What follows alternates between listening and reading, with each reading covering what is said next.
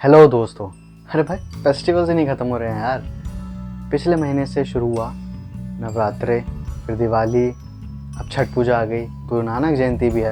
भाई उफ, मेरे हिसाब से पिछला महीना और ये वाला महीना सबसे ज़्यादा शुभ और स्पेशल रहा है। ज़िंदगी की दौड़ भाग में फेस्टिवल्स ही तो एक ऐसी चीज़ है जो हमें एक दूसरे के करीब लेकर आती है। अब चाहे वो किसी भी धर्म या मज़हब का हो। अभी हम लोगों ने दिवाली का उत्सव मनाया ही था कि अब छठ पूजा आ गई। तो आज की वीडियो छठ पूजा के सिग्निफिकेंस और उससे जुड़े कुछ कहानियों पे ही रहेगी, तो वीडियो के आखिर तक बने ज़रूर रहिएगा। सबसे पहले हम बात करेंगे छठ पूजा से रिलेटेड अलग अलग कहानियों के बारे में।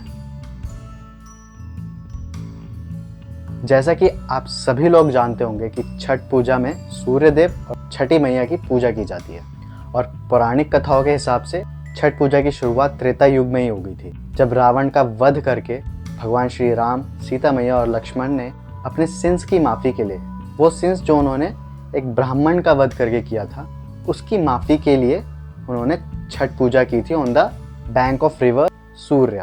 दूसरी कहानी के अनुसार छठ पूजा की शुरुआत महाभारत युग में हुई थी, जब पांडव वनवास में थे और द्रौपदी ने उनके स्वास्थ्य के लिए और राजपाट के पुनः प्राप्ति के लिए छठी का व्रत रखा था। अब समझते हैं छठी मैया कौन थी। तो छठी मैया, इन्हें ब्रह्मा जी की पुत्री और सूर्यदेव की बहन माना जाता है। कहा जाता है कि ब्रह्मा जी ने इस सृष्टि के निर्माण के लिए खुद को दो भागों में विभाजित किया था, पहला पुरुष और दूसरा प्रकृति।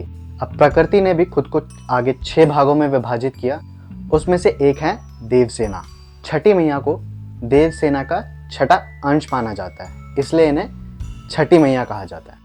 ये जो छठ पूजा का पर्व है, दिवाली के छठे दिन से शुरू हो जाता है और ये पूजा 4 दिनों तक की जाती है और हर एक दिन को एक नाम दिया गया है।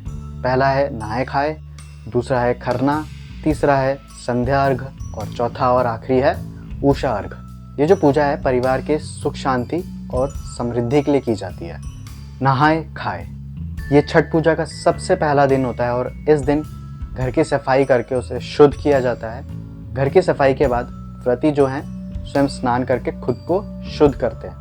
स्नान के बाद वे भोजन ग्रहण करते हैं, वो भी शुद्ध और सात्विक भोजन। उस दिन चने की दाल और लौकी की सब्जी को रोटी या चावल के साथ ग्रहण किया जाता है। सबसे पहले व्रती लोग भोजन ग्रहण करते हैं और उसके बाद परिवार के अन्य सदस्यों को भोजन दिया जाता है। खरना छठ पूजा का दूसरा दिन होता है और इस दिन व्रती ना तो कुछ खाते हैं और ना ही कुछ पीते हैं। शाम के समय गुड़ वाली खीर बनाई जाती है और पूजा के बाद व्रती इसे खाते हैं। रात के टाइम छठी मैया के लिए गेहूं से ठेकुआ प्रसाद के रूप में मनाया जाता है। संध्या अर्घ, ये छठ पूजा का तीसरा और सबसे महत्वपूर्ण दिन होता है। इस दिन व्रती जो है निर्जला व्रत रखते हैं और शाम के टाइम किसी नदी या तालाब के किनारे इकट्ठा होकर डूबते हुए सूर्य को अर्घ देते हैं। उषा अर्घ, ये छठ पूजा का चौथा और अंतिम दिन होता है। इस दिन व्रती उगते हुए सूरज की पूजा करते हैं और फिर से परिवार के साथ एक नदी या तालाब के किनारे इकट्ठा होकर छठी मैया को प्रसन्न करने के लिए उनके गीत गाते हैं।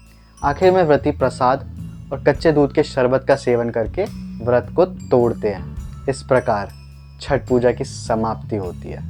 तो दोस्तों, ये थी वीडियो छठ पूजा के सिग्निफिकेंस और उससे जुड़े कुछ कहानियों के बारे में। अगर आप लोगों को वीडियो अच्छी लगी हो तो चैनल को सब्सक्राइब ज़रूर कीजिएगा, वीडियो को लाइक कीजिएगा, शेयर कीजिएगा और कमेंट करके फीडबैक ज़रूर देना। अभी के लिए बस इतना ही, मिलते हैं अगली वीडियो में।